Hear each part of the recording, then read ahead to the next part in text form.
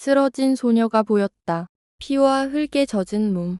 호흡은 끊어질 듯 이어지고 있었고 맥은 실처럼 가늘었다. 어깨의 상처는 이미 열이 올라 피보다 어두운 빛을 띠고 있었다. 노인은 한 발짝 다가가 연화의 손목을 잡았다. 순간 노인의 눈빛이 달라졌다. 말은 나오지 않았다. 내상, 탈진, 출혈, 그리고 살기에 오래 노출된 흔적. 조금만 늦었어도 이 아이는 비보다 먼저 식었을 것이다. 노인은 연화를 안아들었다. 생각보다 가벼웠다. 사람의 무게라기보다는 긴 세월을 거쳐 온 그림자 같았다. 그는 보검각 안쪽, 비가 닿지 않는 자리로 옮겼다. 노인의 손이 움직였다. 빠르지도 과장되지도 않은 동작. 그러나 그 손길이 닿자 연화의 흐트러진 호흡이 조금씩 가라앉기 시작했다. 두 손이 단전에 얹히는 순간 보이지 않는 파동이 퍼졌다. 내공이었다. 깊고 오래된 칼처럼 날카롭지 않으나 산처럼 무거운 기운. 연화의 몸이 미세하게 떨렸다. 막혀있던 기혈이 억지로가 아니라 자연스럽게 풀려나갔다. 노인은 눈을 감은 채 조용히 숨을 고르며 기운을 흘려보냈다. 비소리가 잠시 멀어졌다. 얼마나 지났을까? 노인은 손을 거두고 연화를 내려다보았다. 이 나이에 이 정도라니. 그의 목소리는 낮았고 어딘가 오래된 피로가 묻어 있었다.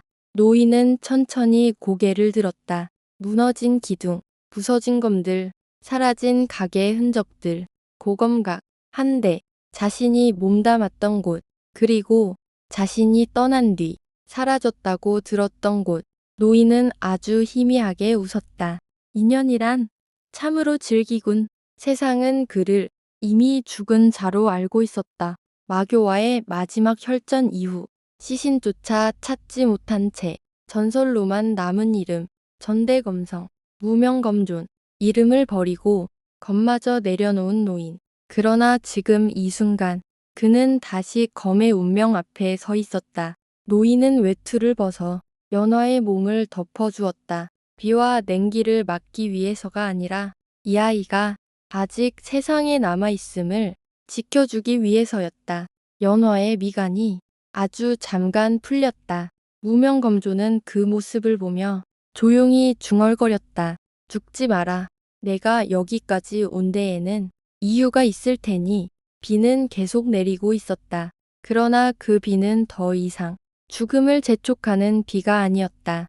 고검각이 폐허 안에서 사라진 검성과 아직 피지 않은 검화가 운명처럼 마침내 마주한 순간이었다. 어둠은 천천히 물러났다. 마치 깊은 물속에서 위로 떠오르듯 연화의 의식이 다시 몸으로 돌아왔다. 처음 느껴진 것은 통증이 없다는 사실이었다. 숨을 들이쉬자 가슴이 찢어질 듯 아프지 않았다. 손끝에는 아직 힘이 없었지만 죽음 직전의 차가움은 사라져 있었다. 연화는 눈을 떴다. 천장은 무너져 있었고 그 틈으로 흐린 하늘이 보였다. 비는 아직 내리고 있었지만 직접 몸을 적시지는 않았다. 살아있다. 그 생각이 떠오르자마자 연화는 반사적으로 몸을 일으키려 했다. 그러나 움직이지 마라. 낮고 단정한 목소리였다. 위협도 명령도 아닌 사실을 말하는 어조. 연화의 몸이 굳었다. 시야를 옆으로 옮기자 불도 등불도 없는 고검각 한편에 한 노인이 앉아 있었다. 젖은 옷자락, 희끗한 머리칼. 그러나 자세는 흐트러짐이 없었고 눈은 이상할 만큼 맑았다. 연화는 즉시 상황을 계산했다. 마교는 아니다. 적의 살기는 없다. 그러나 강하다. 절벽 아래에서 익힌 감각이 경고하듯 속삭이고 있었다. 누구십니까? 목소리가 갈라졌다. 오래 말을 하지 않은 탓도 있었고 아직 몸이 완전히 돌아오지 않은 탓도 있었다. 노인은 잠시 연화를 바라보다 천천히 말했다. 지나가던 느끈이다. 연화의 눈썹이 아주 조금 움직였다. 거짓말이었다. 그러나 나쁜 거짓말은 아니었다. 내 맥은 아직 불안정하다. 지금 일어나면 살려놓은 의미가 없어진다. 연화는 이를 악물고 다시 누웠다. 그녀의 시선은 노인의 손으로 향했다. 굳은 살. 그러나 검을 오래 쥔 사람의 것이었다. 아니, 검을 놓았지만 잊지 않은 손이었다. 당신이 날 살렸습니까? 연화가 물었다. 노인은 고개를 끄덕였다. 조금 도왔을 뿐이다. 살아있으려는 내 의지가 더 컸지. 연화는 눈을 감았다가 떴다. 그 짧은 순간에 마교의 추격, 절벽, 비, 공포가 스쳤다. 마교는 당장은 없다. 금 알 한마디에 연화의 어깨가 아주 조금 내려앉았다.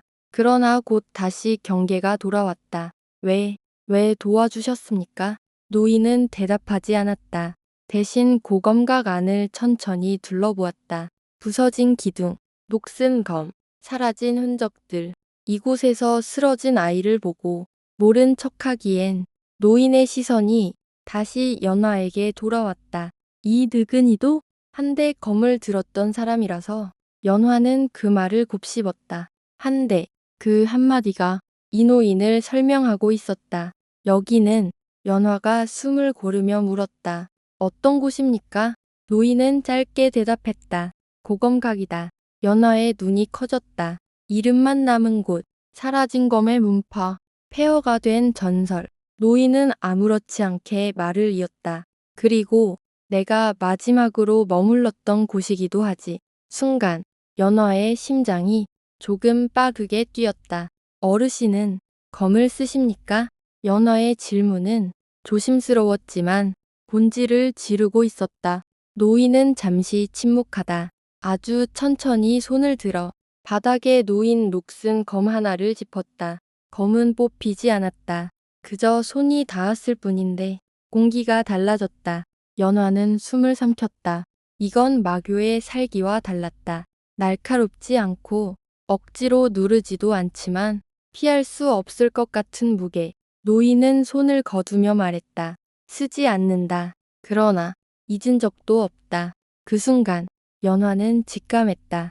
이 노인은 살아있는 동안 검의 끝에 서 있던 자라는 것을. 연화는 힘겹게 상반신을 일으켰다.